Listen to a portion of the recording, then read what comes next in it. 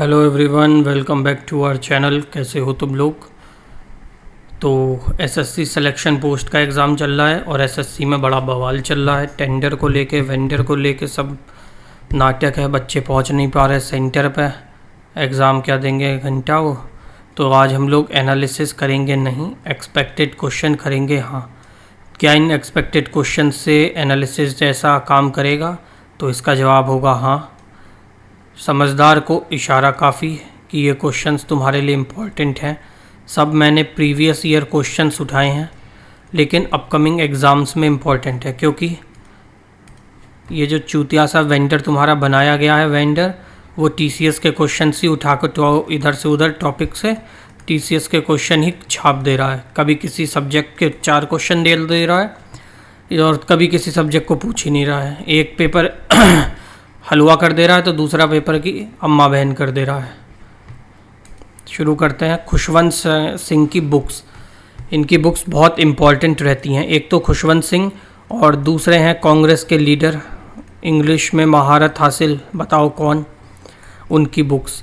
तो खुशवंत सिंह की बुक्स देख लो। Train to Pakistan, Delhi a novel, the company of women, truth, love and little malice, an autobiography with Malines toward one and all, why I supported the emergency, Khushwant Nama, the lesson of my life, Punjab, Punjabis and Punjabiyat, the mark of Vishnu and other stories and portrait of lady।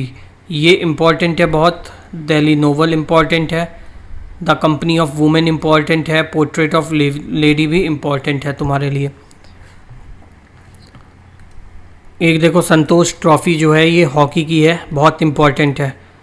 बहुत कम लोग जो है मतलब तुक्का भी मारने चलते हैं, जिन्होंने नाम नहीं सुना होगा तो वो क्रिकेट का ही मारते हैं, तो इसलिए ये पूछा जाता है। तो क्रिकेट की नहीं है, ये हॉकी की जो है चैम्पियनशिप होती है। एक inter state national football competition होता है जिसको all India football federation AIFF जो है करवाता है। इसमें मोस्ट सक्सेसफुल टीम कौन रही है? वेस्ट बंगाल रही है।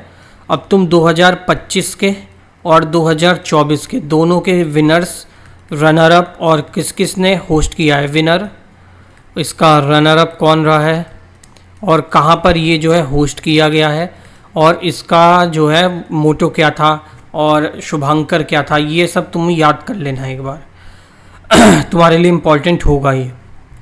Who is the author of the book midnight children, ये देखो तुम्हारा प्रीवियस ईयर पेपर है। तो ये हैं सलमान रुशीद, जिनकी बुक है द मिडनाइट चिल्ड्रन, जिसको इन्होंने लिखा है, जिसको 1981 में पब्लिश किया गया था। It was an epic novel that open up with a child being born at the midnight of 15 August 1947, just at the time when India achieve independence. Novel went to the bookers prize and win it. Article 17 से related questions आ सकते हैं। देखो ये GD में आया है तुम्हारा 2023 में।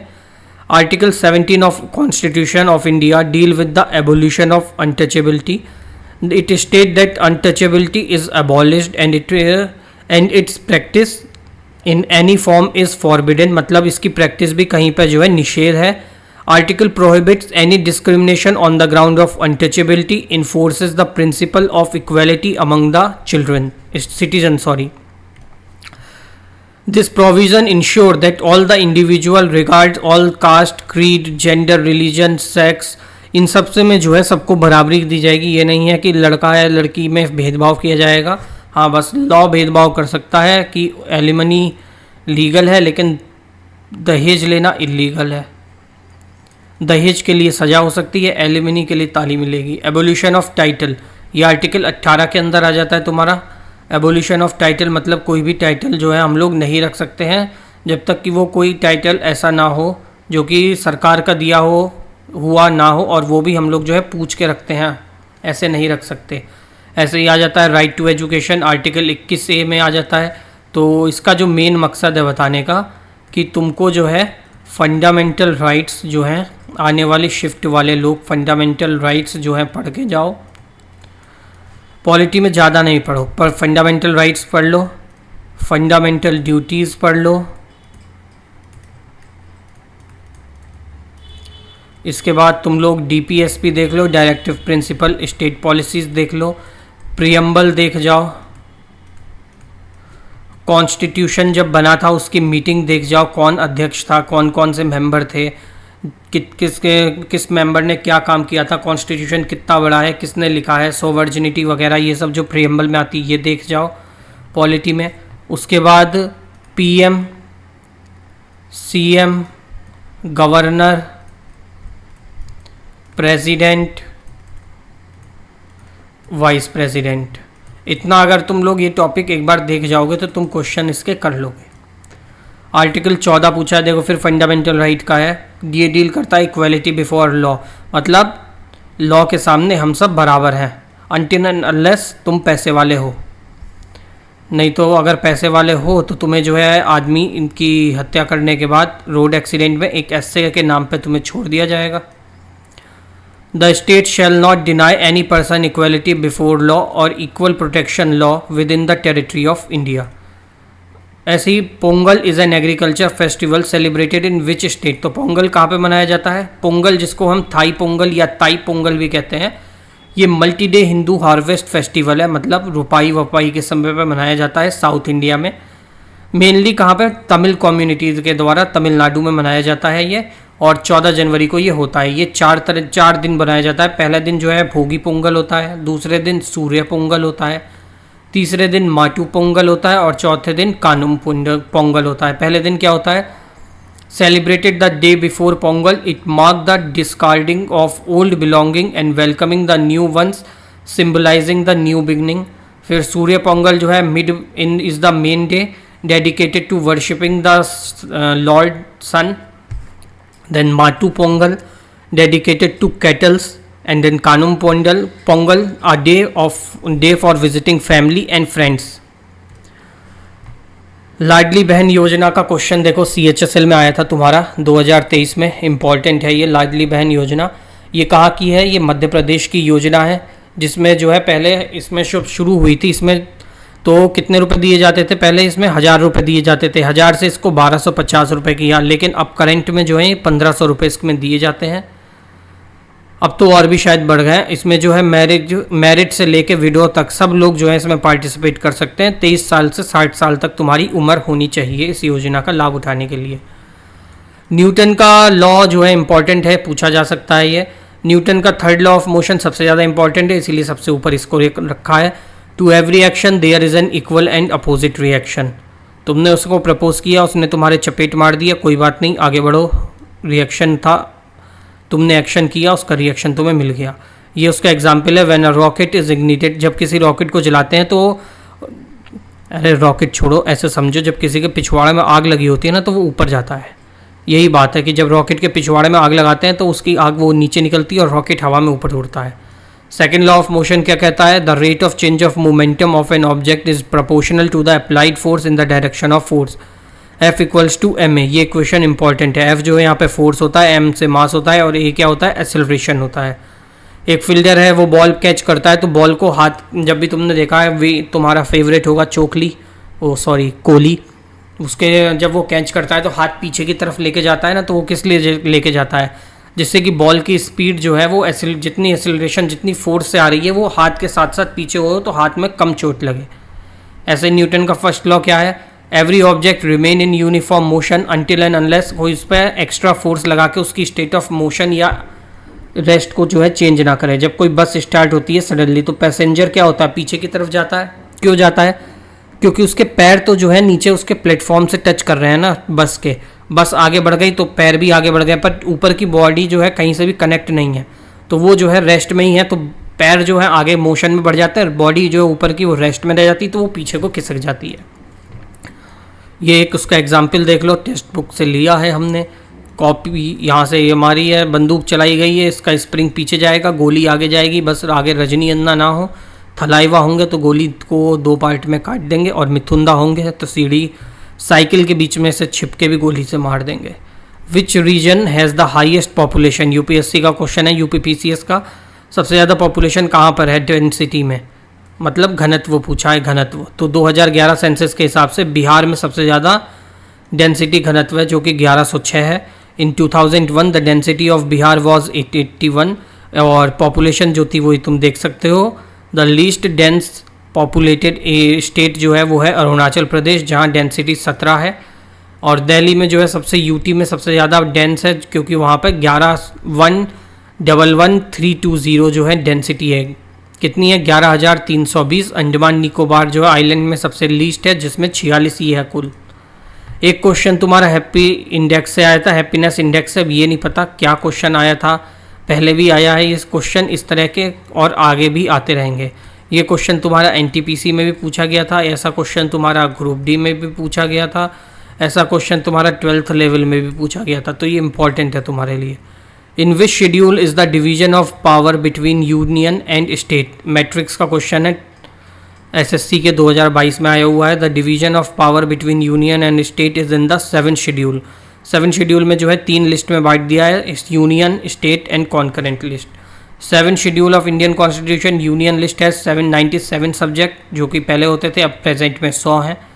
88th अमेंडमेंट हुआ था, जिससे यूनियन की लिस्ट में जो है, लिस्ट को कहा जाता है टैक्सेस ऑन सर्विसेज। ऐसे ही स्टेट में जो है पहले 61 हुआ करते थे, अब 66 जो है सब्जेक्ट हो गए हैं। कॉन्करेंट लिस्ट में 52 जो है सब्जेक्ट्स हैं। वो has been appointed as the new chief election commissioner.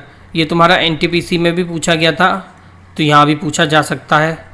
वो है ज्ञानेश कुमार, क्योंकि क्वेश्चन एनटीपीसी के टीसीएस ने कराए थे, और ये एडिक्विटी और एडिफूटी ये भी क्वेश्चन टीसीएस के ही उठा रहा है, इसके बस की नहीं अपने क्वेश्चन बनाना। He will be replacing Rajiv Kumar. Gyanesh Kumar 1998 batch के आईएएस ऑफिसर हैं, केरल से हैं ये। Why was GST implemented and what was the main objective? तो GST क्या है? GST है Goods and Services Tax।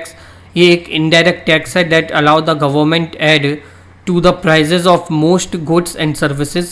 When you buy something, the prices you pay include the taxes. The company selling the item collect the taxes from you and then send it to the government. In some places it is also known as the value added tax.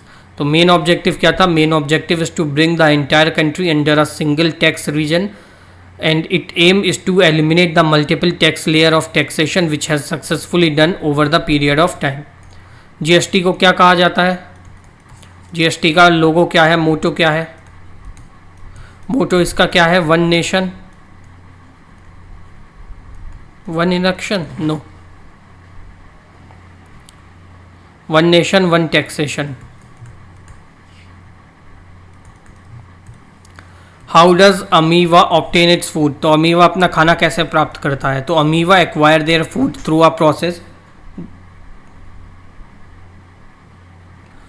known as the phagocytosis, which is a type of endocytosis. During phagocytosis, the amoeba cell membrane surround the food particle, forming the pseudopodia that eventually encloses the food, creating a food valve, food vacuole, and the food vacuole serve as a site for digestion, where amoeba secrete digestive enzyme to break down the trapped food particle. तो कैसे करता है वो? phagocytosis से करता है। अगला question आ जाता है मेन ऑब्जेक्टिव ब्रिक्स का पूछा है इसने, और क्यों करें ये बनाया गया था? तो ब्रिक्स की फुल फॉर्म क्या है? Brazil, Russia, India, China, south Africa. और ओरिजिनली ये जो है ब्रिक था, पहले साउथ अफ्रीका को गेस्ट बुलाया गया था, फिर ये इंक्लूड हो गया था इसमें साउथ अफ्रीका 2010 में। और इसकी शुरुआत किसने करी थी? जिम ओनील ने 2001 में इसकी शुरुआत करी थी। ब्रिक्स का एम जो है वो है इनहेंस करना economic collaboration among the members nation and elevate the global economic and political influence. It was born out of a common interest in promoting the trade and development across the countries in the region, and it was formed to improve the economy of these nations and of the global socio-nation situations. Who laid the foundation of Chittorgarh fort? Chittorgarh fort की foundation किसने करी थी? It was constructed by the king of Mori Rajput clan by the back in the 7th century. Bappa Rawal was the founder of the Mewar dynasty, made the Chittorgarh his capital. He located in the Chittor district. It is located in the Chittor district of Rajasthan. This fort was the capital of the Mewar kingdom. Chittor fort is the largest fort in Asia and Rajasthan by area. It is situated on the bank of the Birach river, जिसे Banas river, जो कि Banas river की tributary है। यहाँ total 7 gets हैं, और जो main gate है वो है रामपोल। इसको वर्ल्ड यूनेस्को हेरिटेज साइट में जो है ऐड किया गया है। Gandhara school of art was developed under which dynasty, ये भी जीडी का क्वेश्चन है तुम्हारे। तो ये बनाया गया था बुद्ध डायनेस्टी के समय। बुद्ध के राजा कौन था? Kushan. A unique style of Buddhist sculpture called the Gandhar art developed in ancient time in the Gandhar region of the Indian subcontinent. This art and culture associate with the Greco-Roman art of style of art. Gandhar art is also known as the Greco-Buddhist school of art, and the grey sandstone was used in the Gandhar school of art for making the images. Takshila was the famous site of the Gandhar, and Asian Takshila was historically referred to as a Takshila in Sanskrit and Takashila in Pali language. Gandhar grave culture, also called as the Swat culture, and the Bamiya Buddha is an example of Gandhar school of art. The standing Buddha of Shravasti, Sarnath and Kaushambi belong to the Mathura school of art. Four hand gesture of Buddha were dissipated from the Gandhar school of art. In the Amravati school of art, white marble is used, and the theme were Buddha's life and Jakarta's tale. एक ही Jakarta tell भी पूछता है किसका है, तो ये भी Buddhism का है। And the curly hair of the Buddha are the feature that influence by the Greeks. What are asteroid? Asteroid क्या होते हैं? आज का आखिरी क्वेश्चन है तुम्हारा ये। तो asteroid are the small rocky object that orbit the sun, primarily found in the asteroid belt between Mars and Jupiter. Vary in size, अलग अलग साइजेस के होते हैं, ranging from few metre to hundreds of kilometre in diameter, and are remnanted from the early solar system formation. Occasionally some asteroid deviate from the orbit and pose potential threat towards the earth, just like that। अर्थ की तरफ आता है और फिर scientist इसको भगा देते हैं, ख़त्म काम कर देते हैं इसका। तो वेलकम, थैंक यू। वीडियो को लाइक कर देना, चैनल को सब्सक्राइब कर लेना। अगर तुम्हें चाहिए और वीडियोस, इस चैनल पर एनटीपीसी का एनालिसिस करा चुके हैं, देख सकते हो तुम लोग जाके। मिलते हैं अगली वीडियो में, तब तक सभी भाइयों को जय श्री राम, राधे राधे।